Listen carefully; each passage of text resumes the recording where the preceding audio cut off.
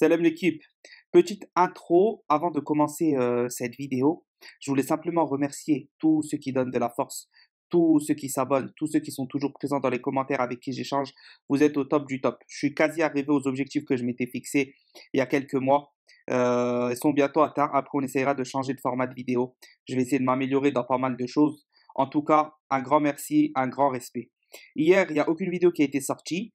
Du coup, aujourd'hui, je vais faire donc cette vidéo-là au moment où vous la voyez. Il y en aura une autre qui sortira à 20h. Et on se retrouve en live nocturne, comme d'habitude la famille, pour ceux qui sont là, la team de nuit, vers minuit 15 à peu près, pour un live au moins de 2 heures. Bref, donc petit aparté. Avant de commencer, vous pouvez voir non noté par respect à côté de Jamel Belmadi.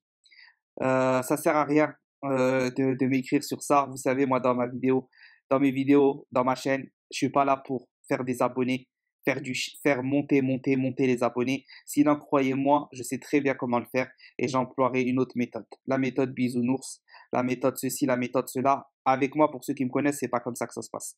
Je dis toujours ce que je pense. Il y a personne qui est au-dessus de l'Algérie, ni le coach, ni les joueurs.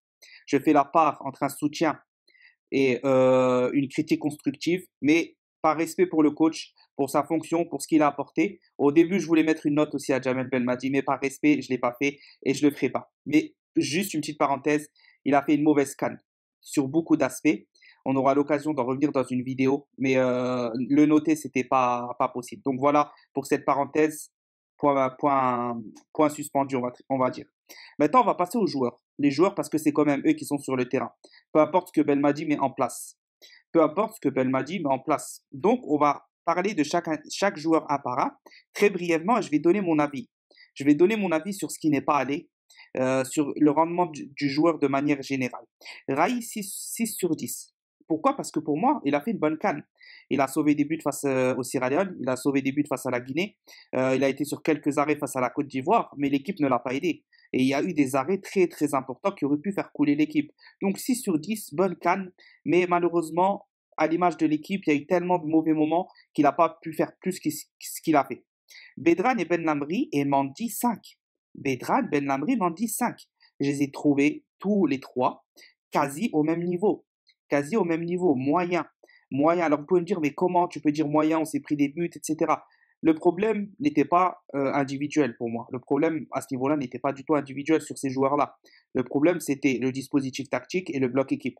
Donc individuellement, ils ont fait ce qu'ils ont fait. C'est une CAN moyenne, mais c'est pas une CAN catastrophique pour ces trois défenseurs. Taharat a fait une CAN bien en dessous, mais on peut pas le juger sur 45 minutes. Ben Sebaini et Atal 4, bien en dessous pour moi, un peu en dessous plutôt, pour leurs erreurs défensives. Beaucoup de mauvaises choses. J'ai vu des bonnes choses, mais j'ai vu énormément de mauvaises choses. On a vu par exemple un très bon Atal les 20 dernières minutes face à la Guinée. On a vu un bon Ben Sebaini au début face à la Guinée. Mais globalement, c'est une CAN très très décevante de ces joueurs-là. Ben Debka, 6, Ferouli, 4, Benasser, 4, Zerouki, 3. On va passer là à ces milieux-là. Ben Debka, révélation de la CAN pour moi. Ah, certes, c'était une mauvaise CAN, mais s'il y a bien un joueur qui nous a mis le seul but de cette compétition pour au moins sauver un tout petit peu l'honneur, bah c'est bien Ben Debka. Parce que, juste pour dire, c'est la CAN la plus catastrophique que j'ai vue depuis la 2010. Depuis la CAN 2010, c'est la CAN la plus catastrophique que j'ai vue. Et Belmadi en est grandement responsable. Les joueurs aussi, mais Belmadi en est grandement responsable.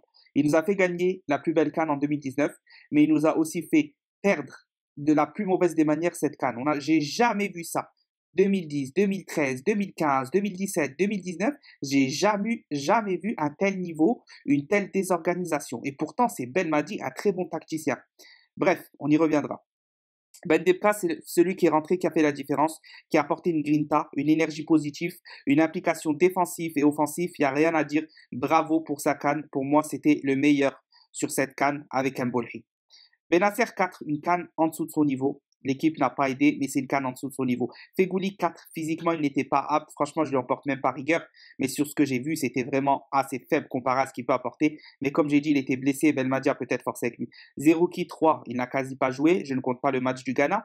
Je compte les 3 matchs de CAN. Et sur ce qu'il a montré face à la Côte d'Ivoire, c'est certainement celui qui a commis le plus d'erreurs individuelles qui ont amené des buts dans son placement, dans ses duels aériens. Donc voilà, malheureusement, une mauvaise canne de Zerouki, mais il a été jugé que sur un match, donc c'est un peu compliqué. Note à modérer. Brahimi 2, très mauvaise canne aussi. Une petite entrée sympathique face à la Côte d'Ivoire, mais menée, donc ça ne servait à rien. 2, pas efficace devant les buts, plein de déchets, persiste avec des choses qui ne marchent pas. Voilà, Boulaya 3, des petites entrées, mais ce n'est pas mieux, ce n'est pas spécialement mieux, ça joue plus simple. Mais qu'est-ce qu'il a apporté de plus? Franchement, rien.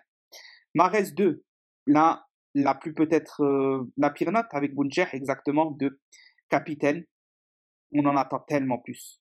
Tellement plus. Mahrez, aucun repli défensif, aucune implication sur le terrain. Il a joué avec le talent qu'il a, donc certes, ça a donné certaines choses intéressantes, comme le premier tour, le troisième meilleur créateur d'occasion derrière Bouffal et Belaïdi. Mais quand tu es Mahrez, normalement, tu dois être premier, tu dois faire gagner ton équipe, tu dois marquer les coups francs dangereux, tu dois mettre le penalty au fond, tu dois faire les replis défensifs, tu dois t'impliquer beaucoup plus et motiver les troupes. Et là, je ne prends même pas en compte l'aspect en dehors du terrain, parce que sinon, c'est 0,5. 0,5. Le virgule 5, c'est parce que c'est un humain. Je ne vais pas lui mettre 0. Adam Aken. Bounjer 2, fidèle à lui-même, il continue, et ça ne donne rien. Quand Belmadi nous parle d'Amoura qui ne serait pas prêt, je me demande si Bounedjah et Slimani étaient prêts. Simple question. Slimani 3, un peu au-dessus de Bounedjah, mais c'était mauvais. C'était mauvais, certes, il n'a pas aidé, mais ça reste mauvais. Belaïli 4, le joueur offensif le plus intéressant, c'est lui qui provoque le penalty. Il est plus impliqué. Il a montré des choses en termes d'intensité, peut-être, d'implication, sauf sur les replis défensifs comme Mahrez, mais offensivement, il y avait quand même plus d'implication, peut-être. Donc voilà, Ben Rahma 3. Encore une fois, Ben Rahma, le peu qu'il montre, il ne montre rien. C'est pas le même joueur à West Ham qu'en Algérie, et c'est bien dommage. Donc voilà pour les notes. Voilà pour les notes. C'était une CAN qu'on va essayer d'oublier. On va se concentrer sur les barrages. Mais je vous le dis juste pour finir cette vidéo. Je vais vous le dire avec des pincettes, mais sans prendre des pincettes. Si on continue comme ça, si Belmadi ne se réveille pas, oubliez le Qatar et oubliez la Coupe du Monde 2022. Oubliez le Qatar et oubliez la Coupe du Monde 2022. Parce qu'on n'ira pas. On n'ira pas. C'est pas possible. C'est pas possible de jouer comme ça. Juste pour finir tactiquement, mais j'ai dit je reviendrai sur une vidéo spécialement sur Belmadi. Là, parce que là, c'était vraiment les joueurs qu'on a ciblés. Tactiquement, Belmadi, ce n'est pas allé.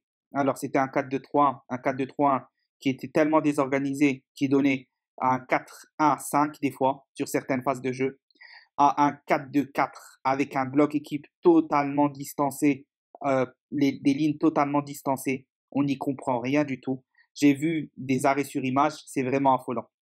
Donc bref, on va pas plus s'attarder. J'espère que la vidéo vous aura plu. N'hésitez pas à me donner votre ressenti en toute justice dans les commentaires, vos notes éventuellement, et surtout vos tops et vos flops. Donc voilà la famille, portez-vous bien. Et malgré tout ça, Tahia l'Algérie. Salam l'équipe.